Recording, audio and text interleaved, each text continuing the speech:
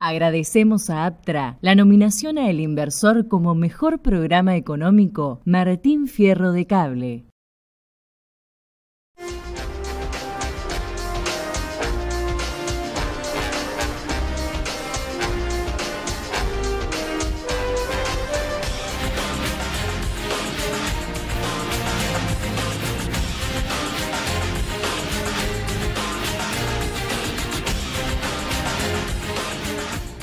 Hace no mucho tiempo atrás hicimos un programa quizás inspirado en Carolina Belliora. Ella nos dijo esa frase: voy a apelar a tu memoria, pero vos sos muy joven, no hace falta, vos no ejercitás la memoria.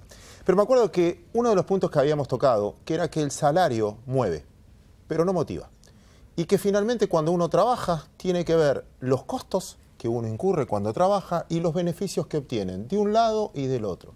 Y se nos ocurrió ponerle este título al programa de hoy que hacemos con el gran amigo Santiago Bulat. Santiago. ¿Cómo estás, Claudio? La cámara tuya. Bueno, justamente queríamos ponerle este título, costos y beneficios, pero puede aplicarse para una persona, de cuánto le cuesta hacer algo, qué beneficio recibe por eso, si finalmente es algo que tiene que ver con lo tangible, con el dinero, algo motivacional, algo propio, dónde se ve ese beneficio y a dónde uno quiere apuntar, qué es lo que nos motiva como individuos, pero también llevarlo al otro lado, ¿no? Como sociedad, como Estado.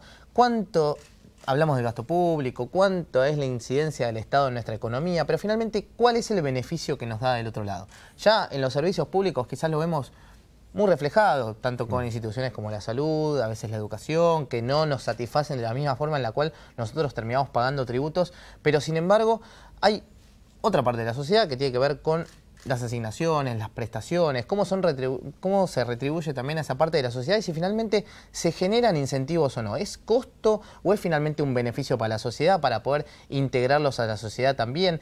¿Qué calidad de empleo se está generando con esta carga alta tributaria? ¿Es bueno, es malo? ¿Qué es lo que se viene de acá en adelante? ¿Qué se está viniendo en el mundo también? Tenemos un montón de preguntas para hacernos respecto al costo que hoy tenemos como sociedad, pero ¿cuál es el beneficio también que nos termina dando? En una sociedad, como decía Santiago, donde también está bastante difusa, tenemos grandes multinacionales, muchas empresas que no tienen dueño.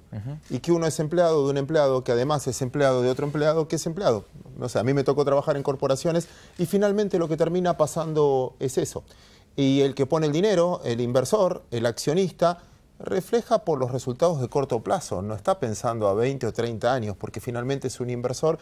Y muchas veces el que trabaja en esa compañía, ni importa el puesto que tenga, también es cortoplacista. Exacto. Del otro lado hay un montón de pymes, que una pyme piensa en su familia, piensa también en su apellido, piensa en su nombre. Generalmente le ponen hasta su nombre a las empresas. Y ahí sí quieren pensar a 15, 20 o 30 años. Y ese es el esquema laboral de hoy. Y nos parecía muy interesante, sobre todo en este programa, que nos referimos mucho a la economía, tocarlo de una manera distinta. Y de una manera en la que podamos salir del corto plazo y pensar la Argentina estructuralmente. Hay un tema que usted debe estar mirando todos los días en todos los comentarios económicos. Es muy probable, altamente probable, que la macro argentina empiece a dar vuelta y empiece a mostrar mejores números de balanza de pagos, de superávit comercial, quizás sin déficit fiscal en un año. Pero no significa que a la ciudadanía le vaya mejor. Claro. Hoy estamos trabajando con una clase social que tiene empleo, quizás tiene trabajo, igual no llega a cubrir sus necesidades básicas. Por eso no es solo tener el trabajo, sino la calidad de ese trabajo y los costos que me lleva a mí obtener ese trabajo. Pero como nosotros no somos especialistas del tema, trajimos a una gran especialista. Exactamente, va a estar Roxana Mauricio con nosotros, quien es investigadora del CONICET, investigadora del IEP, allí en la UBA, es profesora también de la UBA, tanto de la carrera de grado como de la maestría de la misma universidad, y tiene un montón de cosas que podría decir más también. La he leído mucho y por eso también tenía ganas de que venga a contarnos un poco sobre estos temas que la verdad son muy inquietantes y quizás no se debaten tanto como sí cabría darles un lugar. Les dejo las redes también para que puedan comunicarse con nosotros, así arrancamos rápido el programa. Se pueden comunicar en Twitter, en Facebook y en Instagram, nos encuentran allí como Equipo Bulat. Pueden también ver todos nuestros programas nuevamente, El Inversor Oficial, nos encuentran ahí en YouTube. Pueden también escribirnos un mail, equipo.bulat@gmail.com. Ahí contestaremos vía mail o también en la radio. Y por último, leernos en www.elpuntodeequilibrio.com. Y como nos importan los ingresos del país también, le vamos a dar nuestro sector, un pequeño sector como hacemos siempre a los agrotips, porque finalmente de eso también vivimos todos los argentinos. Empezamos el programa.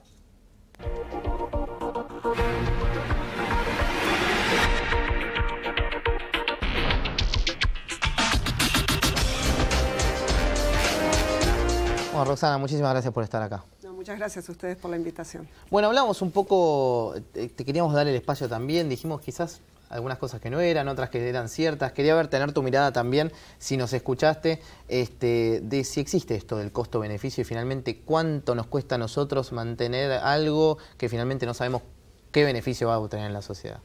Bueno, me parece que ustedes plantearon distintos temas, ¿no? En la introducción al tema, y me parece que ahí hay algunas cuestiones que son interesantes de retomar.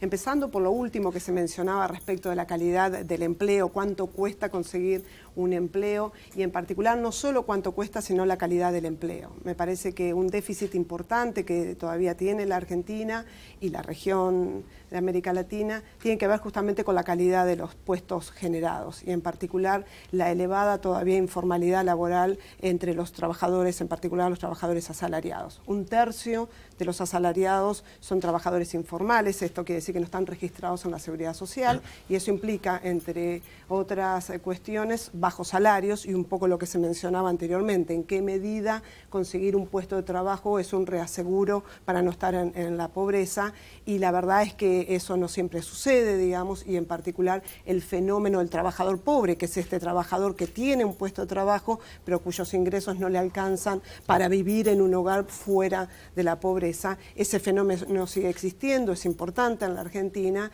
y entonces un poco lo que nos llama a este fenómeno es a trabajar justamente en la calidad de los puestos generados. Porque finalmente hace al incentivo de querer obtenerlo.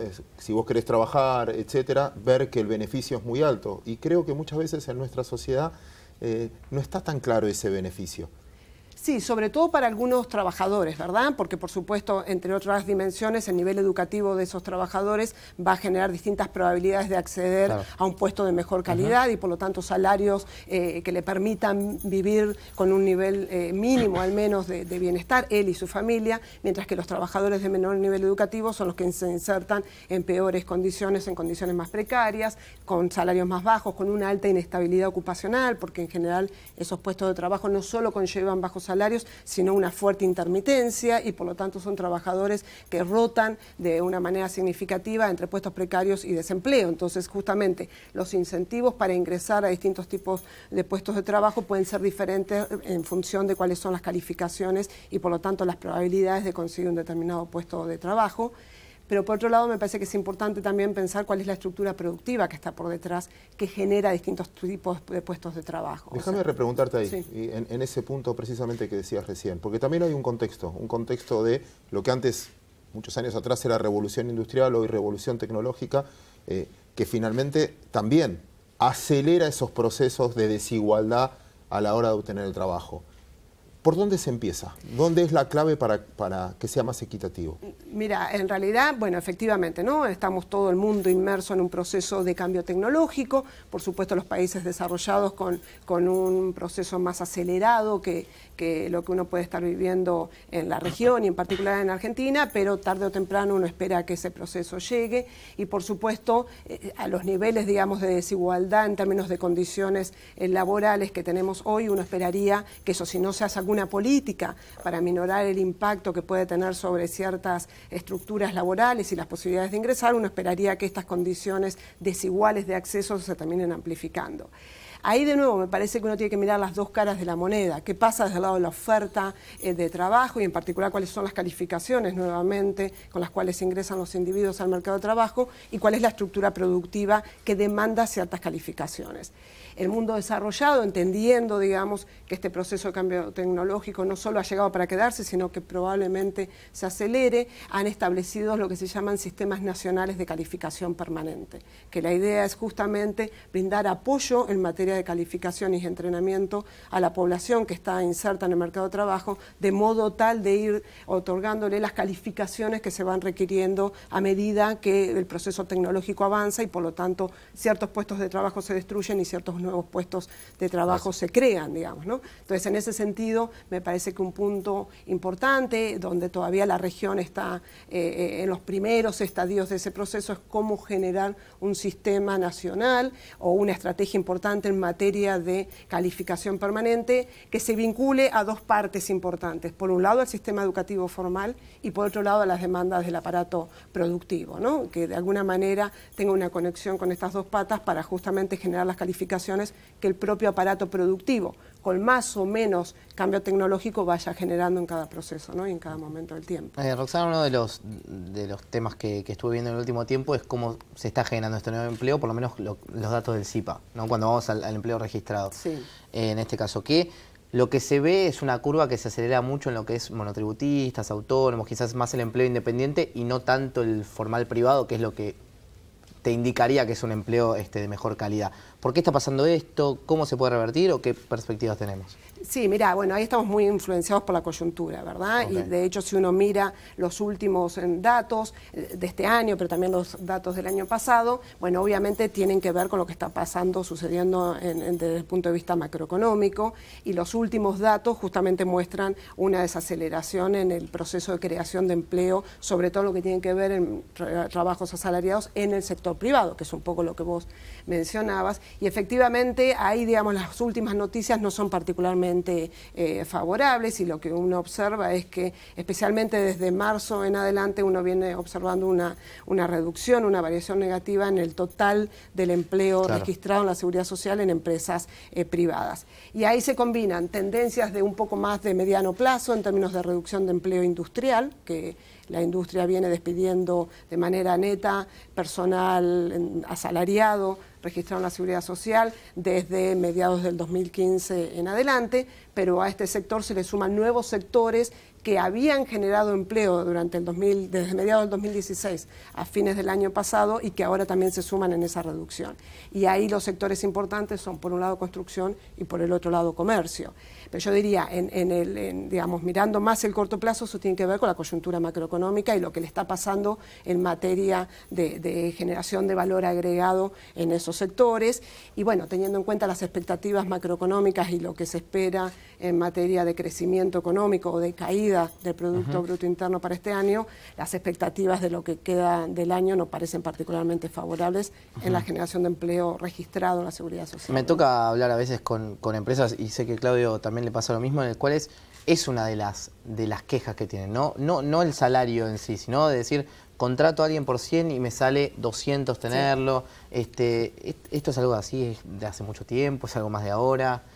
Mira, hay una larga discusión respecto de cuál es el impacto de las contribuciones patronales o de los costos laborales más globalmente sobre la demanda de empleo.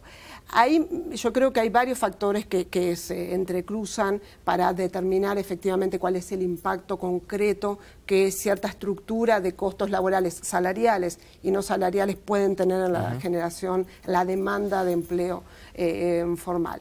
Me parece que un punto importante, ahora podemos discutir más en concreto el impacto de los niveles de contribuciones y aportes patronales. Me parece que un punto importante es nuevamente el rol de la macro, y en particular no solo en términos de si el país está creciendo o no, que por supuesto es una condición básica, necesaria, fundamental, sino cuál es la estabilidad del proceso de crecimiento. Okay. Me parece que un requisito importante a la hora de pensar de generar empleos de calidad registrados en la Seguridad Social es cuál es la estabilidad del crecimiento. Bien. Porque claramente el empleador a la hora de tomar mano de obra registrada en la Seguridad Social está haciendo un contrato de largo plazo. Claro. ¿Sí? Y en ese sentido, digamos, a la medida que hay previsibilidad respecto de cuál va a ser la demanda de los propios bienes y servicios que produce el empleador y la previsibilidad respecto de la necesidad de contar con esa mano de obra, es más factible que ese proceso de formalización opere.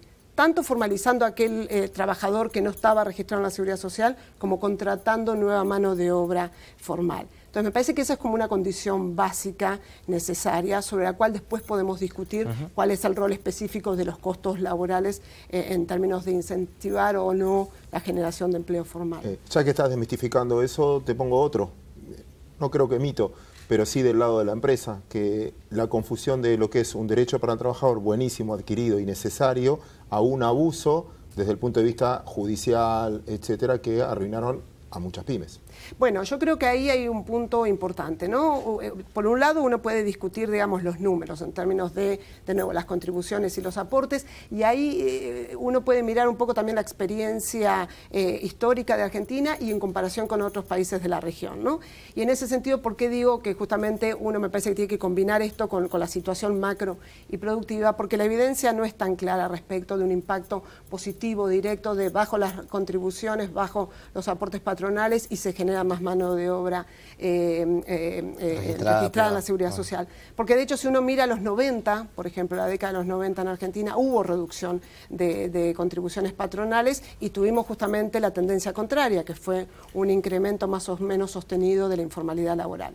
En los 2000, con tasas promedios más altas que las que teníamos, sobre todo en la segunda mitad de los 90, con tasas de aportes patronales más altos, tuvimos un proceso de formalización muy importante. No solo en Argentina, también en varios países de la región. Pero eso tiene que ver con lo que decías antes, crecimiento. Por eso digo, ¿en qué marco uno puede discutir? Claro. De hecho, esto es un punto que estaba planteado el año pasado en la reforma laboral que no salió y que hay varios proyectos en el Congreso esperando su discusión. Pero un punto era, por un lado, sí salió una parte que tenía que ver con la reforma tributaria, que tenía que ver con el mínimo no imponible a partir del cual se empieza a pagar estas contribuciones patronales, pero la otra parte tenía que ver con la moratoria, ¿sí? La moratoria es el blanqueo para aquellas empresas que tenían deudas previsionales y que eso ha quedado parado en la discusión.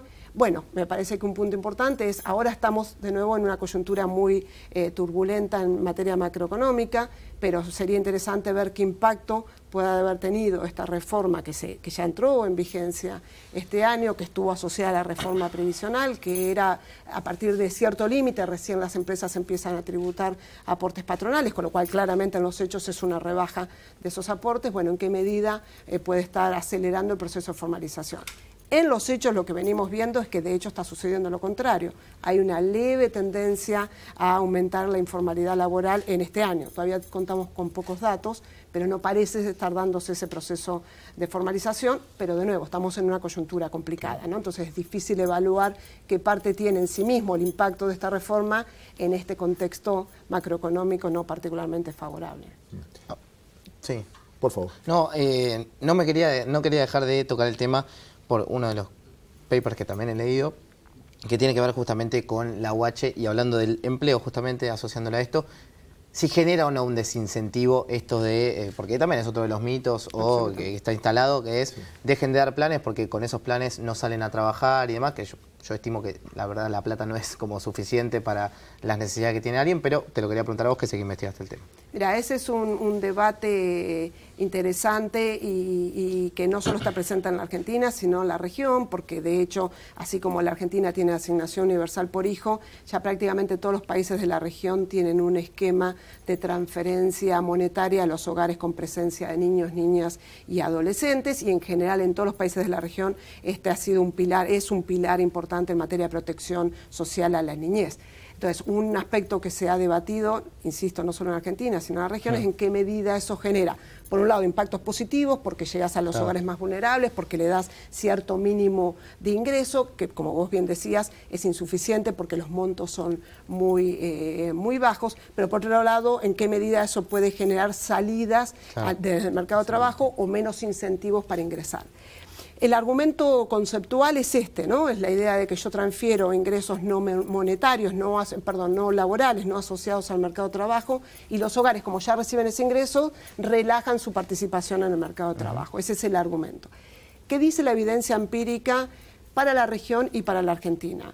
La evidencia empírica suele ser mixta, ¿sí? Los resultados no van todos en la misma línea, pero si querés un metaanálisis de los resultados que tiene la región es que o los impactos son muy pequeños o no existen, en términos de desincentivar la participación laboral. Sea porque dejo de entrar al mercado de trabajo, sea porque la familia, los miembros, los adultos de esos hogares se retiran, o porque participan trabajando menos cantidad de horas.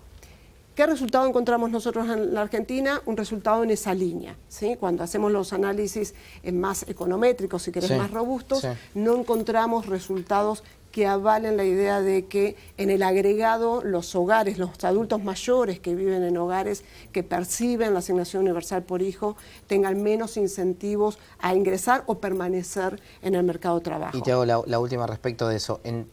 Comparabas también con países de la región. ¿En todos son ingresos monetarios o en algunos son en especies, por ejemplo? No, en general estas evaluaciones han tenido que ver con los ingresos monetarios. La región ha tendido a, digamos, los primeros programas, algunos tenían que ver con transferencias en especies. ¿Y ya no se hace más?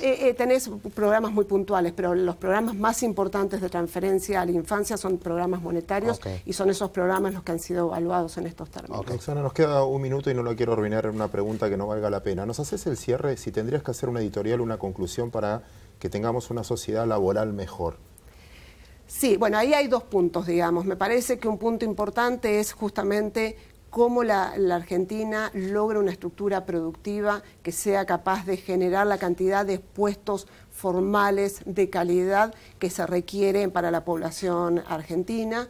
Y por el otro lado, cómo uno entonces combate esa precariedad laboral que todavía existe en la Argentina, y el otro aspecto tiene que ver con la desigualdad salarial. Todavía la Argentina sigue siendo un país con altas brechas salariales asociadas a distintas dimensiones, la brecha en términos de calificaciones, la brecha de género, cómo avanzamos a una sociedad más equitativa en ese sentido y justamente cómo bajamos los niveles de desigualdad, que por supuesto no solo son malos per se, sino porque afectan a las tasas de pobreza. Una parte importante de la pobreza que todavía subsiste en la Argentina no es solo falta de crecimiento, sino tener una estructura desigual en materia laboral, pero también en lo que tiene que ver el acceso a ciertas prestaciones sociales. Muchísimas gracias, Roxana. Muchas Te vamos gracias. a volver a invitar porque me gustaría dar una vuelta sobre la robótica también Por y la automatización de empleo. Tema absolutamente fundamental. Absolutamente. Quedas invitada, ¿no? Muchas gracias. Ya te invitamos, ya te comprometimos. Muchas gracias. Y ahora vamos a continuar con el inversor, con los agrotips.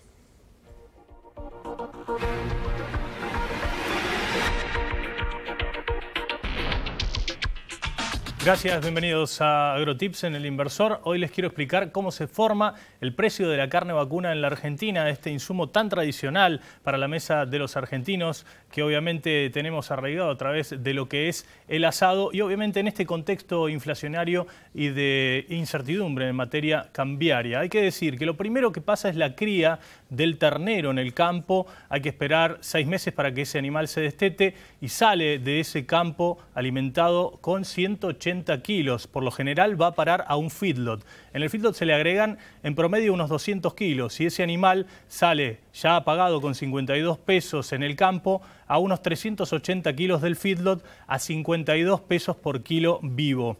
Allí es donde está ya preparado el animal con 380 kilos con destino a la faena.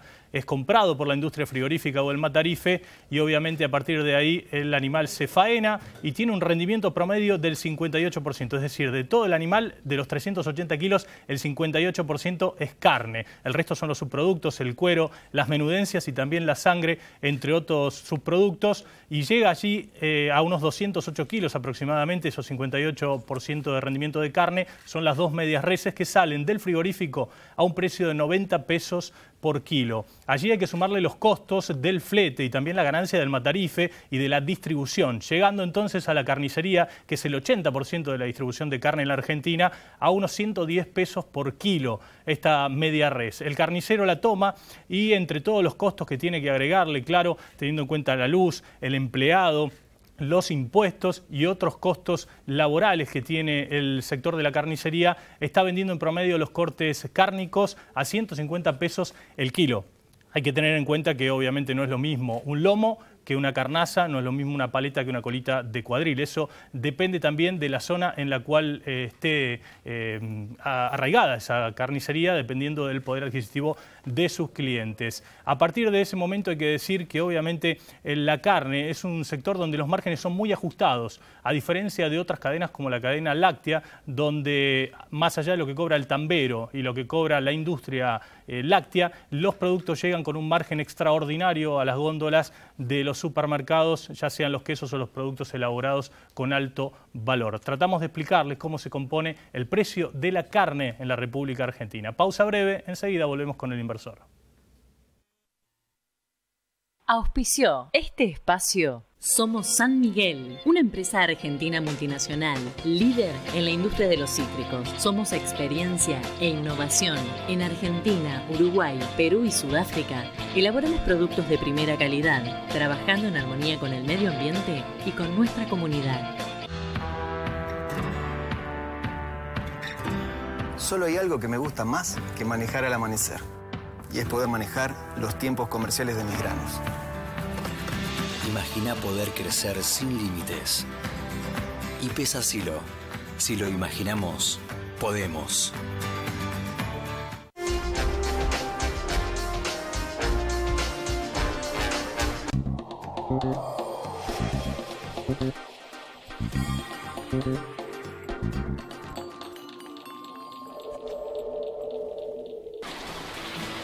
¿Qué es crecer para vos? ¿Pudiste entrar, Abu?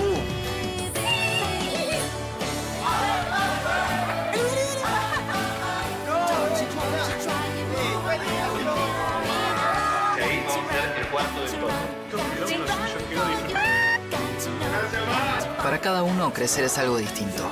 Lo importante es tener quien te acompañe. Me parece que hice un video. Banco Ciudad. Te quiere ver crecer.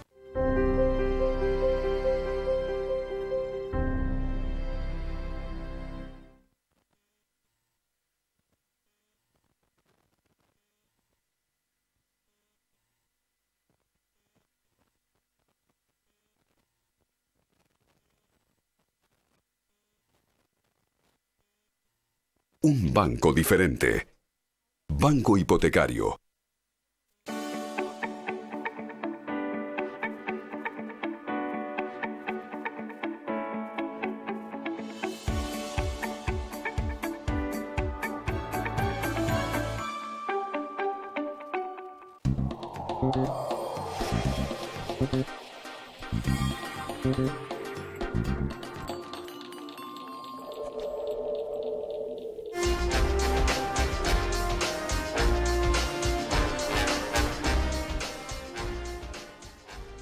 Espero que les haya gustado el contenido del programa de hoy. Como decía su título, costos y beneficios, era la idea, Santi, ¿no? De meternos en el mundo laboral tan difícil hoy. Totalmente, ¿no? Viendo las necesidades que hay y también la demanda que empieza a generar el mercado, cómo nos ven los otros competidores, también es qué está pasando con el resto del mundo. Un tema que podemos ahondar en muchísimos programas más, la verdad, porque da para hablar mucho sobre todos los desafíos que tenemos en una sociedad que realmente está bastante carente de educación y sobre todo de los trabajos que se vienen muy en breve. Sin duda, pero como siempre nos gusta despedirnos viendo el vaso medio lleno, es verdad que conseguir empleo va a ser difícil, pero no trabajo, porque la sociedad se va reinventando y van apareciendo desafíos nuevos que con educación uno los puede cumplir, pero la clave está ahí, ¿no? Que debería ser otro de los temas de nuestro programa donde debería girar, que es esa educación. Totalmente. Y Educación Financiera pueden escuchar todos los martes de 21 a 22 horas por Millennium 106.7, El Inversor Bolsero. Estaremos ahí con Neri y con Martín también. Me pareció que te lo dejé picando, pero si no también puede leer de Educación Financiera en el puntodeequilibrio.com. Señores, nosotros nos despedimos, nos reencontramos el próximo sábado en esta idea del equipo Bulat que se llama El Inversor.